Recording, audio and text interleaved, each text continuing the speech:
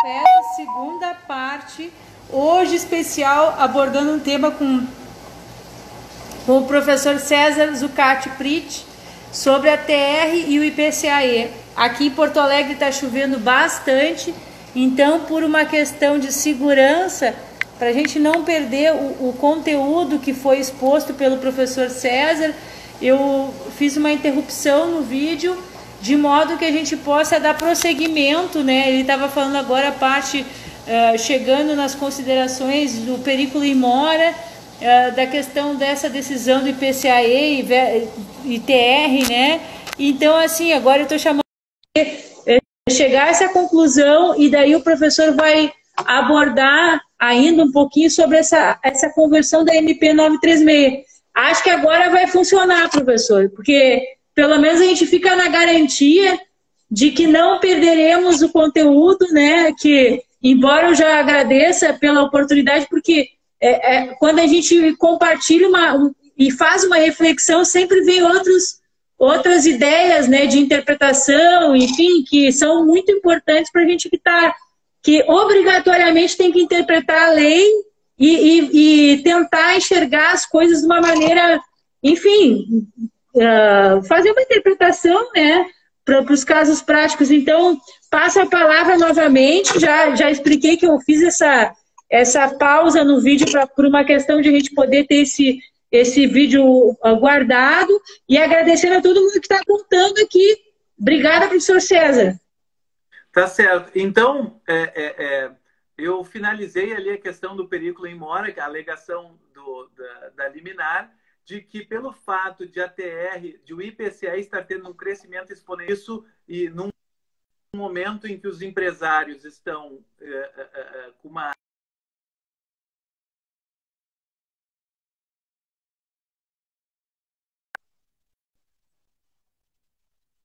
que está com a não sei se está me escutando, ele deu uma congelada. Você Agora eu vi até o Perículo in Mora e daí da TR, daí deu uma falhada, eu mudei a internet porque eu acho que aqui em Porto Alegre está chovendo bastante. Eu não sei se, não me lembro se eu sou de Porto Alegre, mas estou na zona sul de Porto Alegre, que começou uma chuva, daí pode ser que o sinal tenha dado algum problema.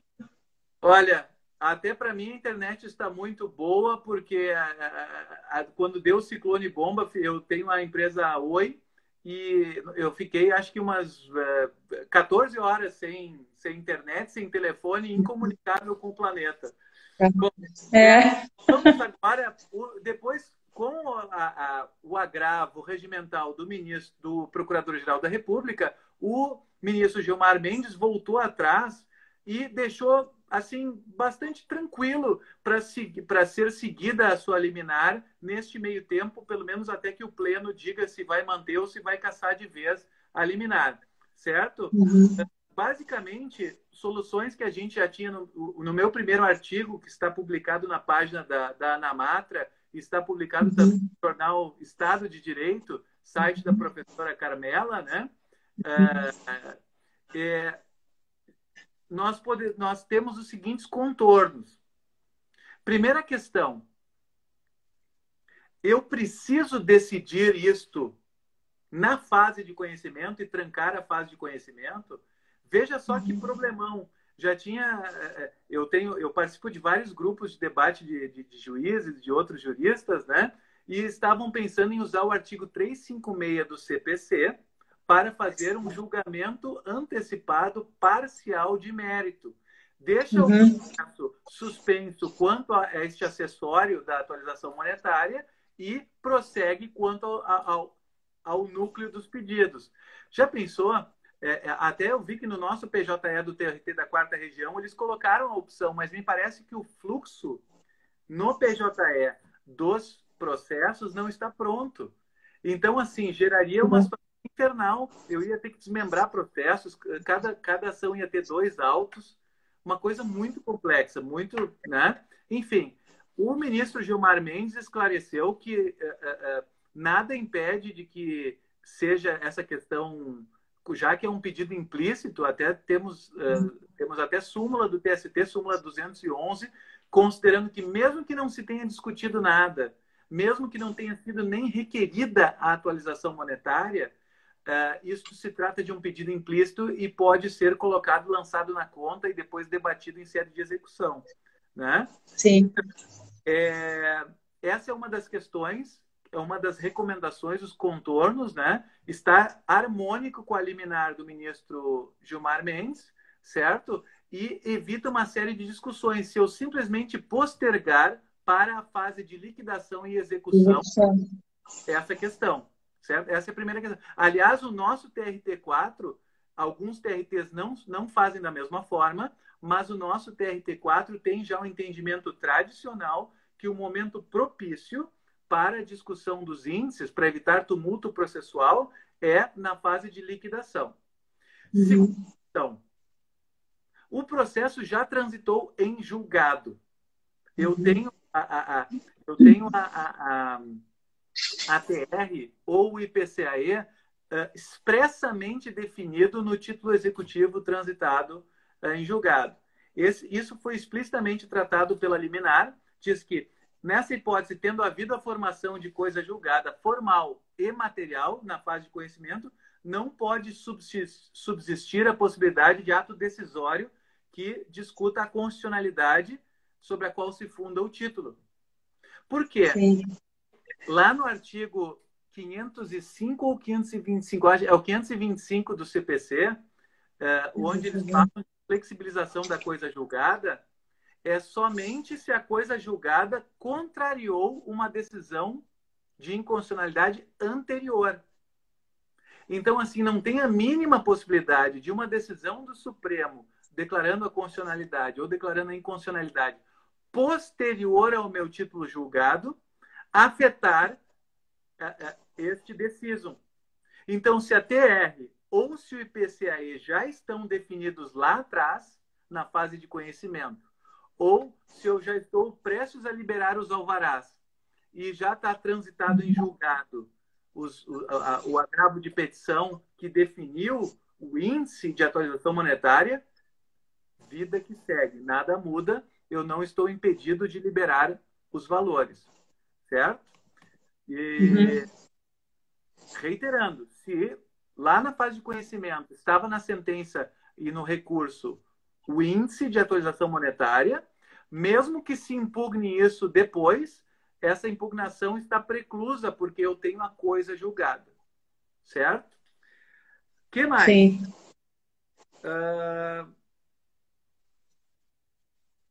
Ali eu fui ver, eu acho que é o parágrafo 12, lá do 525, pelo que eu estou vendo, do CPC, que fala assim, ó, para efeito do disposto inciso 3º, parágrafo 1º desse artigo, considera também inexigível a obrigação reconhecida em título judicial, título executivo judicial fundado em lei ou ato normativo considerado inconstitucional pelo Supremo ou fundado em aplicação e interpretação de lei ou do ato normativo tido pelo Supremo como incompatível com a Constituição Federal em controle de constitucionalidade concentrado de fundo. Eu tenho dois... eu acho que eu tenho dois limitadores. Eu só vou flexibilizar a coisa julgada. Se foi declaração de inconstitucionalidade e não a declaração de constitucionalidade, certo? E se essa decisão foi anterior à formação... Olha, espia lá o parágrafo 15 do mesmo artigo. Então, se a decisão referida no parágrafo 2º for proferida após o trânsito julgado da decisão exequenda, caberá ação rescisória, cujo prazo será contado do trânsito em julgado da decisão proferida pelo Supremo Tribunal Federal. Então, passou 2 anos depois da decisão, não pode mudar. Não pode mais mudar. Então, é o seguinte, se a minha decisão da fase de conhecimento, ela se formou com base, eu ignorei uma decisão vinculante de inconstitucionalidade, aí eu flexibilizo a coisa julgada. Se a decisão do Supremo declarando a inconstitucionalidade for posterior, durante 2 anos cabe rescisória. Após, nem isso. Agora, a rescisória não é contada a partir da execução, é contada lá do meu trânsito em julgado, né? Certo. E aí, vamos lá para a fase de liquidação.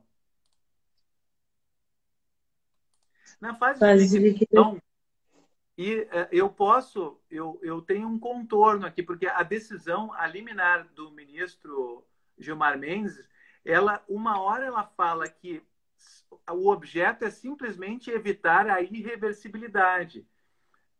Vamos ver se eu pego um trechinho aqui. O que se obsta é a prática de ato judicial tendente a fazer incidir o IPCA como fator de correção monetária aplicável em substituição à TR. Não impede o regular andamento dos processos judiciais e tampouco a produção de atos de execução, adjudicação e transferência patrimonial no que diz respeito à parcela do valor das condenações que se afigura em controverso. E daí, ele mesmo, acatando as sugestões que a PGR deu, sugeriu que se usasse a TR como em controverso e se trancasse, se suspendesse a liberação de valores, a diferença entre a TR e o IPCA. Então, assim, ó, há juízes que estão daí na fase de execução. Eu acho que a maioria vai adotar de não decidir na fase de conhecimento, porque é muito tumultuário suspender isso e seguir os outros pedidos. Depois eu vou entrar com o processo em looping. Daí eu já estou lá na liquidação e quando tiver uma decisão do Supremo definitiva, eu volto para a fase de conhecimento só para aquele pedido. Seria um tumulto processual muito grande, né? Então, assim, na fase de liquidação ou nos embargos à execução e na impugnação à sentença de liquidação, eu sugeriria o seguinte, até fiz uma decisão exatamente assim ontem. Eu vou fazer a fundamentação dizendo o meu entendimento, no meu caso é pela aplicação do IPCAE, seguindo toda a jurisprudência dos tribunais superiores, certo? E vou suspender a eficácia da decisão suspendendo qualquer liberação de valores nesta diferença entre o cálculo incontroverso da TR e o cálculo controvertido com o IPCAE. Com isso, mas isso o senhor... E vai colocar um 356? Daí o senhor coloca, por exemplo, o juiz, ele vai, para isso, ele vai colocar que o fator, um dos fatores, que na verdade já vai estar julgando, né, professor? Não Olha vai só. ser o 356. Tá. No 356 eu aplicaria só se eu decidisse suspender na fase de conhecimento. Tá? Isso. Porque antecipado de mérito da fase de conhecimento. Eu levaria tudo isso para a fase de execução. Certo? Então, deixa para lá a fase de conhecimento. Aí nós temos, na fase de execução, duas possibilidades. Uma interpretação possível é que, se não me provocarem, eu aplico. Porque a aplicação não é um ato de julgar, decidir a controvérsia entre os dois índices. Se for controvertido o índice, aí eu vou ter que decidir. Se ninguém controverter, digamos assim que o devedor entendeu que a diferença é pequena e nem vai se insurgir. Eu não estou impedido de aplicar o IPCAE. Eu aplico o IPCAE e, se não houver controvérsia, a vida que segue vão ser feitos atos de constrição e a liberação de valores vai ser pelo IPCAE. Aí, digamos que lá foi feito o cálculo, é intimado para fins do artigo 879 da CLT, sentença de homologação. Certo? Aí, é o seguinte, eu tenho dois caminhos e as duas interpretações são plenamente defensáveis. Eu vou homologar provisoriamente um cálculo pela TR e vou deixar a diferença, eu vou ordenar que seja a diferença da TR para o IPCAE acautelada nos autos, pelo poder geral de cautela que o juiz tem, artigo 765 da CLT, e poderes que o juiz tem pelo artigo 139 do CPC. Então, a garantia do juiz vai ser feita pelo máximo IPCAE, mas eu homologo o cálculo provisoriamente, precariamente, pela TR, e vou permitir a liberação deste incontroverso pela TR, certo? E daí fica aguardando até o julgamento do Supremo. Ou pela cassação da liminar pelo Supremo, ou julgamento definitivo ou a cassação da liminar. Uma cassação da liminar. Eu não considero essa solução a melhor, porque daí, quando eventualmente o Supremo se pronunciar, seja em definitivo, seja pela cassação da liminar, eu vou ter que retroceder a liquidação para daí homologar, e daí vão se seguir prazos de embargos à execução e de impugnação à sentença de liquidação, ou seja, eu vou ter um tumulto processual. E eu tenho que pensar no princípio da instrumentalidade das formas, certo? Então, se o objetivo da liminar do ministro Gilmar Mendes é evitar que se torne irreversível, certo? Evitar que se exaura a utilidade da própria ADC 58, eu posso decidir aplicar aqueles valores na sentença homologatória da execução, da liquidação, e daí vai se seguir o quê? Embargos à execução e impugnação à sentença de liquidação, certo? Certo. Neste momento, e foi essa decisão que eu proferi ontem, eu vou de novo aplicar o IPCAE, dizer que eu entendo que o IPCAE é o índice correto porque a TR é inconstitucional, mas eu vou suspender a eficácia. Veja só que é um pequeno... Então entendi. É melhor. É melhor. Olha só. É melhor. Sim, é bem melhor. Então, nós estamos diante de uma situação sem precedentes, certo?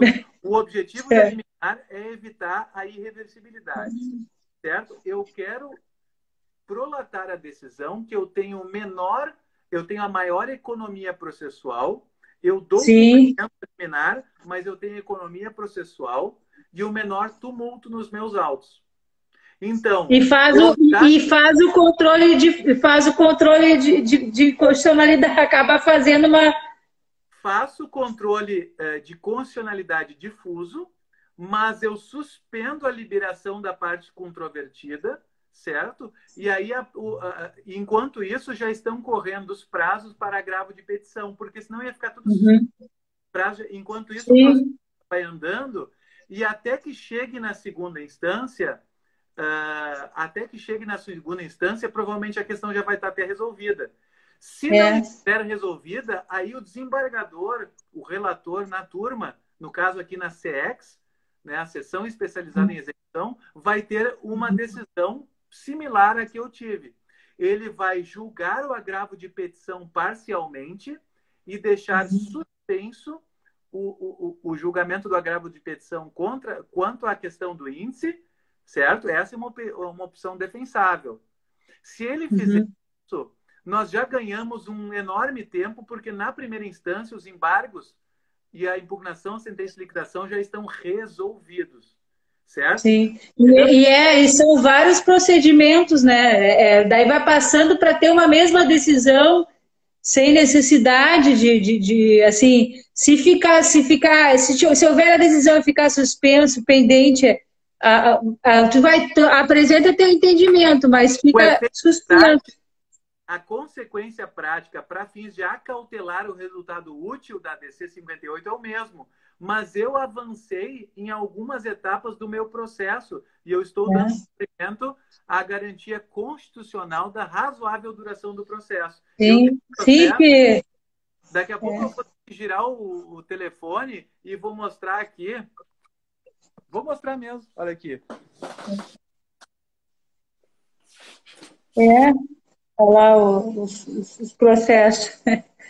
Esse aqui são processos, olha aqui, ó, mais processos que tem que levar para a vara.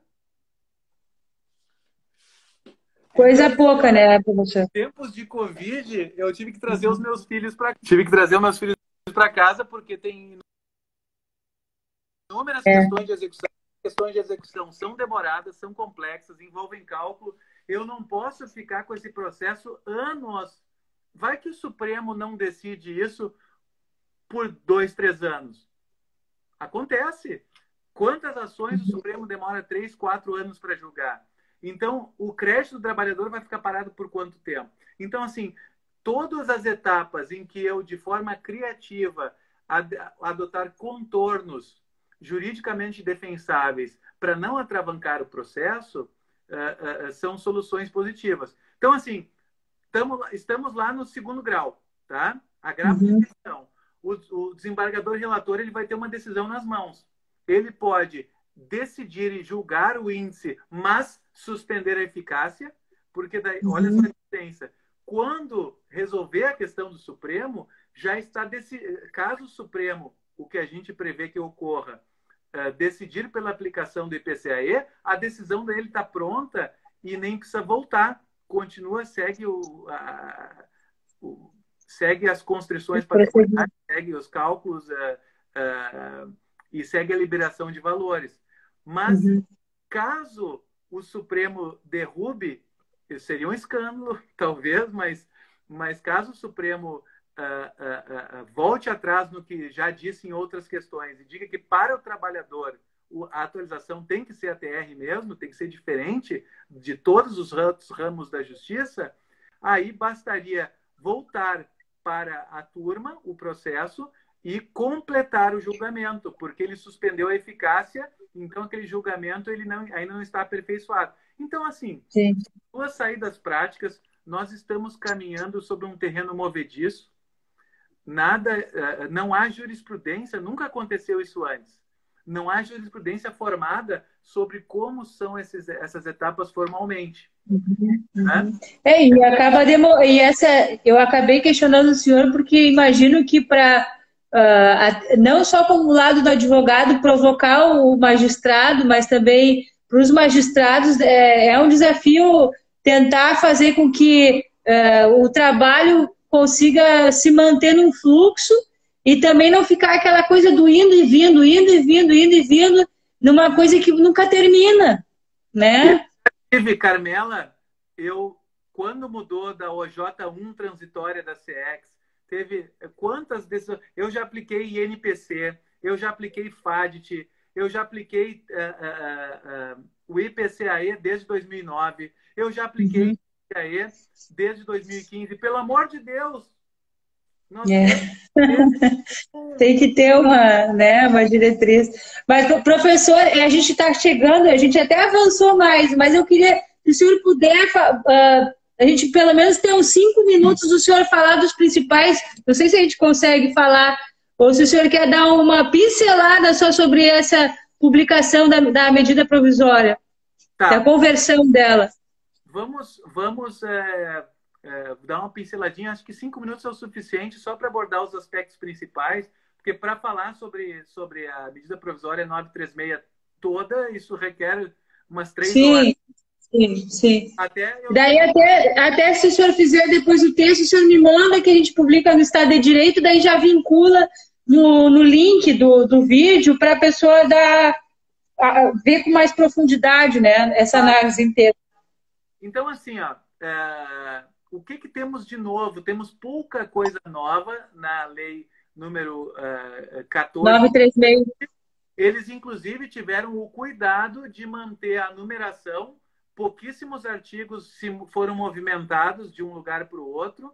Por exemplo, aquela questão de ter que comunicar os sindicatos em 10 dias, quando se faz o acordo individual, comunicar o sindicato em 10 dias, eles retiraram do artigo 11, movimentaram para o artigo 12. Mas, assim, de uma forma geral, não foram muitas alterações, mas algumas alterações foram bem importantes. A mais importante de todas é que ficou ali consignado no artigo 7, 8 e 16 a possibilidade de o Poder Executivo, por ato do Poder Executivo, prorrogar. Porque estão vendo que a pandemia não vai embora, os efeitos vão se arrastar provavelmente pelo segundo semestre. Então, há a possibilidade, e na mídia já estão anunciando que isso vai ser feito logo. Um ato do Poder Executivo prorrogando, de repente dobrando os prazos, aumentando. Assim, é delicado para o Executivo, porque não é apenas suspender ou reduzir salário. O Poder Executivo vai ter que tirar um cabedal enorme de recursos para fornecer o benefício emergencial, o bem. Sim. Né?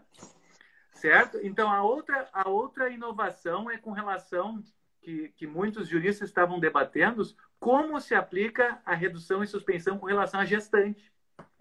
Com relação à gestante. Então, duas soluções interessantes. Com relação, quando começa o salário maternidade, ou seja, ali já quando vai nascer a criança e se afasta do trabalho e começa a receber o salário maternidade, este momento interrompe, faz cessar a suspensão ou a redução de salário. Ela tem, a gestante ela pode ter, mesmo no período estabilitário, a suspensão ou redução, certo? Mas quando começar o salário maternidade, ele tem que ser integral. Ele, inclusive, é calculado com base no salário anterior à remuneração.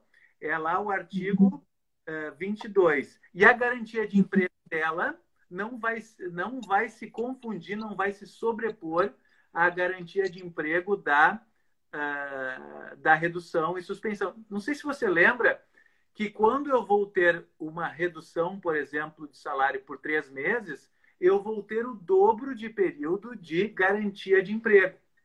Sim. Então, se foi ajustado 3 meses, eu vou ter 6 meses. 3, a partir do momento que termina a minha suspensão, eu tenho mais 3, certo?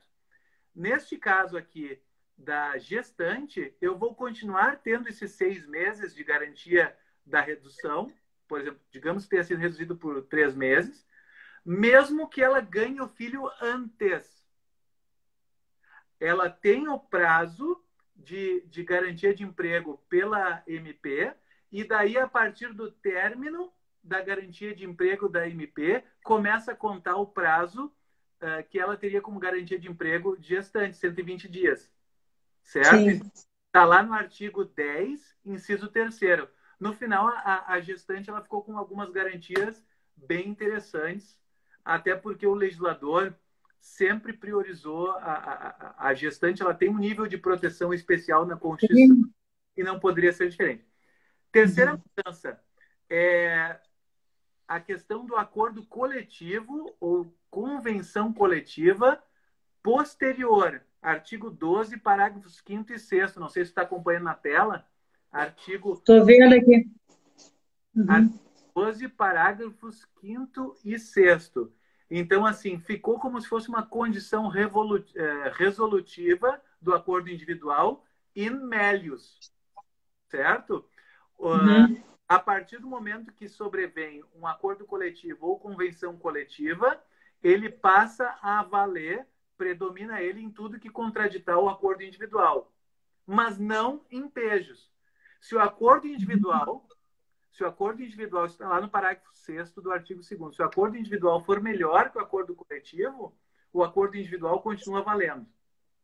Então, nesse momento, o trabalhador tem o melhor dos dois mundos. Ele fez aquele acordo individual como deu, no salve-se quem puder. Nós sabemos que o trabalhador, para não perder o emprego, ele vai aceitar basicamente qualquer coisa, né? Mesmo que o acordo individual não seja tão favorável, ele vai acabar aceitando. Sim, presume-se que quando vier um acordo coletivo, em geral, vai ser para melhor, né? Mas caso ele seja pior, o trabalhador pode continuar com as suas cláusulas do acordo individual. E uma outra coisa muito importante, fica vedado em absoluto a dispensa de portadores de deficiência, né? Pessoa com deficiência.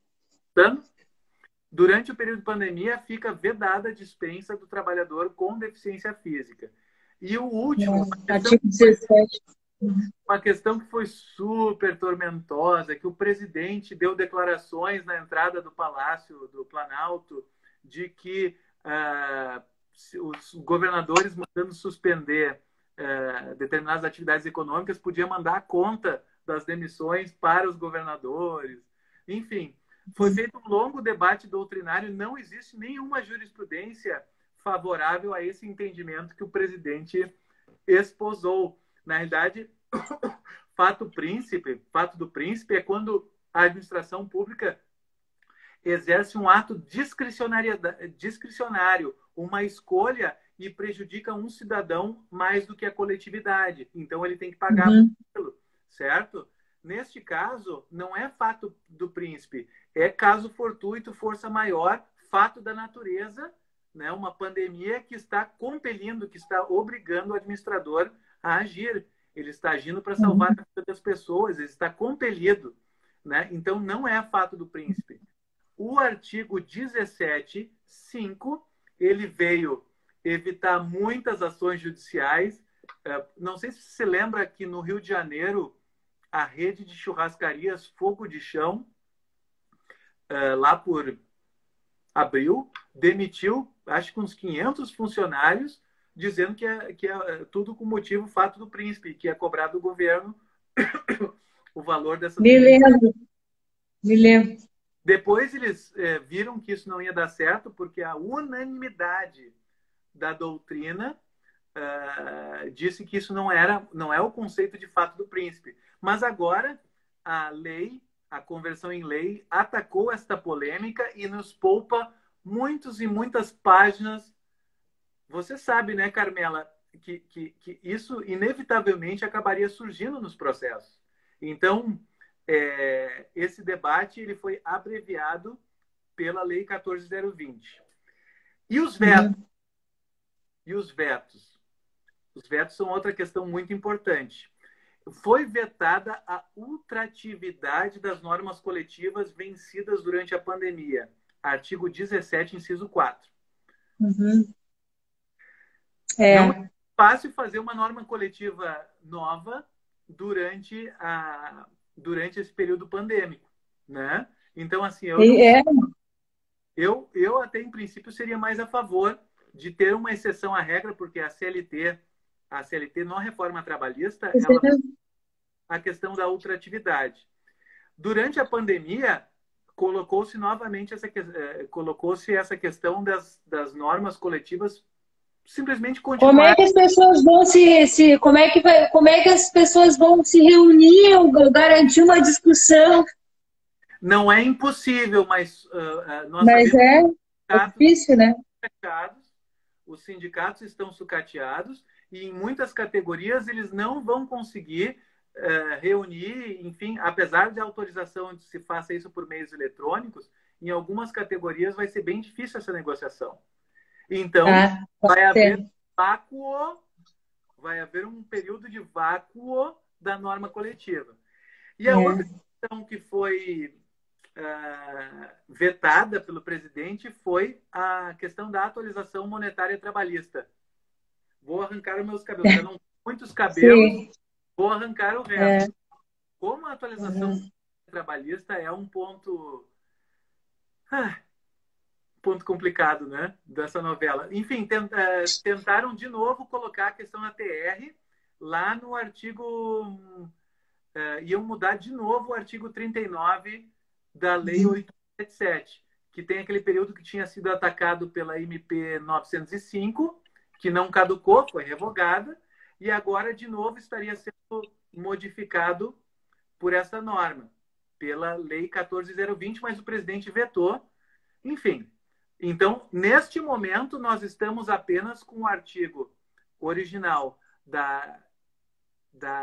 artigo 39 da Lei 8177 e o artigo 879 da CLT, todos falando em TR, certo? Mas com toda essa polêmica da inconstitucionalidade da TR. E as outras coisas que foram vetadas foram os benefícios fiscais.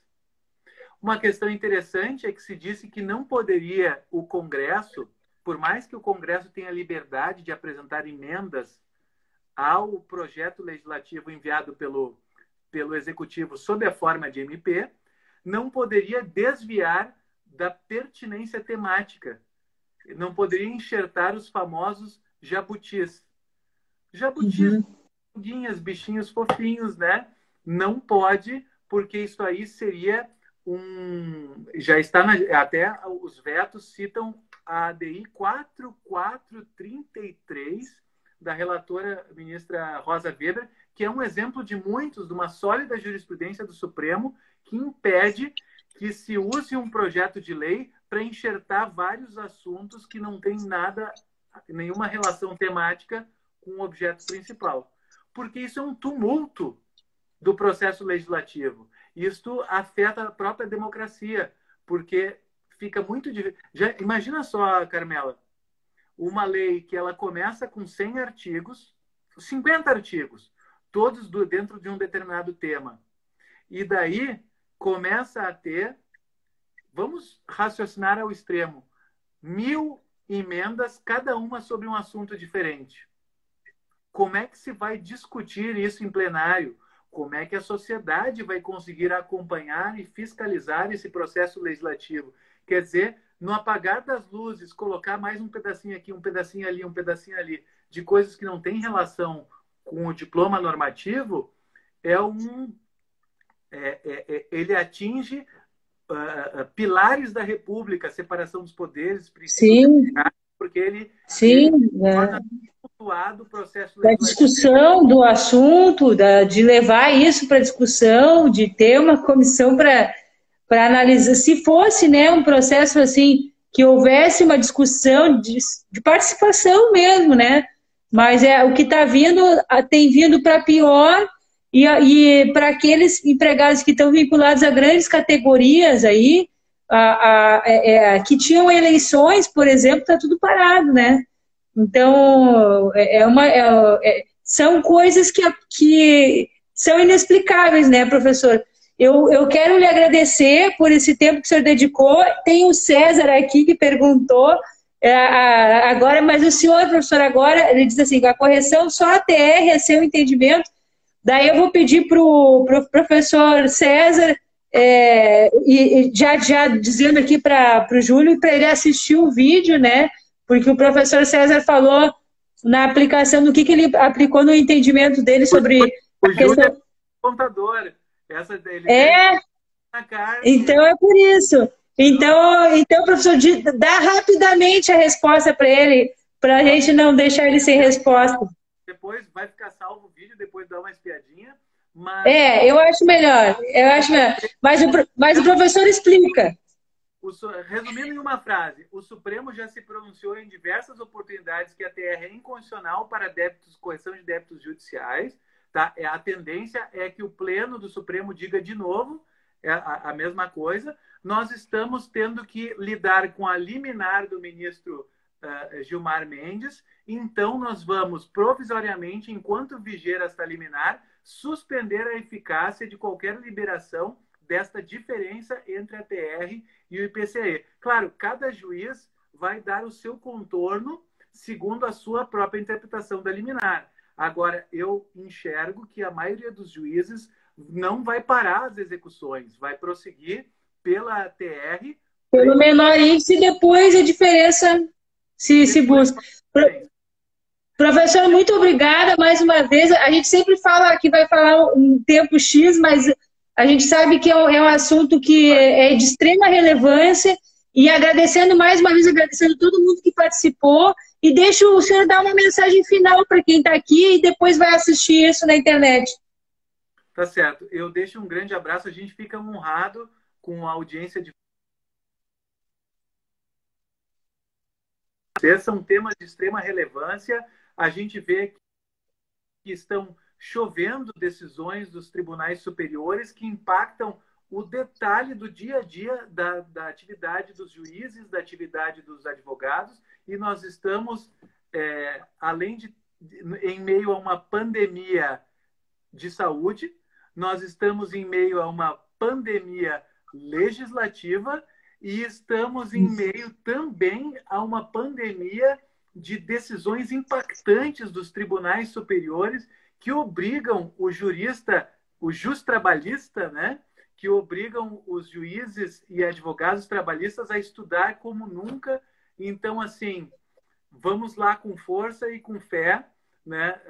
Sabendo no terreno em que nós estamos pisando, estudando esse terreno e tentando fazer o melhor possível. Tá certo? Um grande abraço. Obrigada, viu, professor? Obrigada, uma boa noite. Uma boa noite para a família, que a gente sabe que o horário se estende, mas a gente segue firme aí, né? Levando informação contra a fake news, tentando buscar um esclarecimento, né? Com quem realmente pesquisa no assunto. Obrigada, viu? Boa noite, professor. Obrigado, até mais. Tchau. Boa noite, até mais. Então, nós conversamos com o professor César Zucati Prit, né, que tem obras publicando sobre a questão dos precedentes, as questões do recurso de revista, fez uma análise conosco aqui sobre a questão da TR e do IPCAE. Espero que vocês tenham gostado, tenham sido esclarecidos essas questões.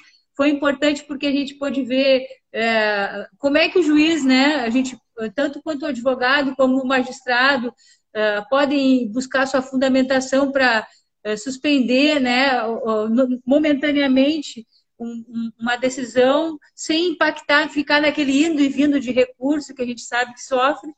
E nós voltamos no Conversas com Afetos agora no dia 9 de julho, abordando o tema sobre polícia e direitos humanos, sobre a curadoria do articulista Ralph Schibelben, que é um articulista do jornal Estado de Direito, ele que sugeriu o tema, né, diante de várias questões aí, abordando a questão da discriminação, a questão da violência policial e do meio termo que a gente possa vir a ter, né, o meio termo é o mínimo, né, do limite do razoável, é a dignidade, né, a preservação da integridade das pessoas e de uma cultura de paz. Então eu convido vocês para o dia 9 de julho estar conosco, com o professor curador Ralph Schibelben, 21 horas aqui no Conversas com Afetos. Agradecemos aos mais de 60 pesquisadores, profissionais da área do direito, da sociologia, da arte, da saúde, que estiveram aqui conosco já e que eu vou falar sobre esse trabalho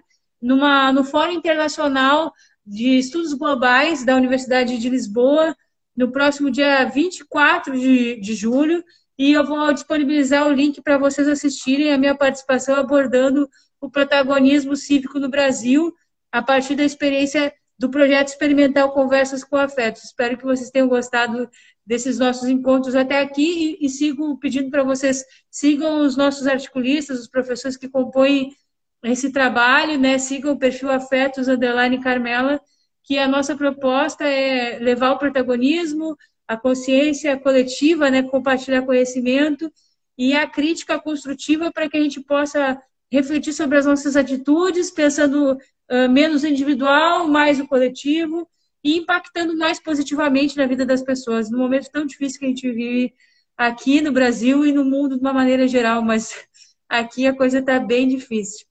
Então, bom descanso para vocês, obrigada pela audiência.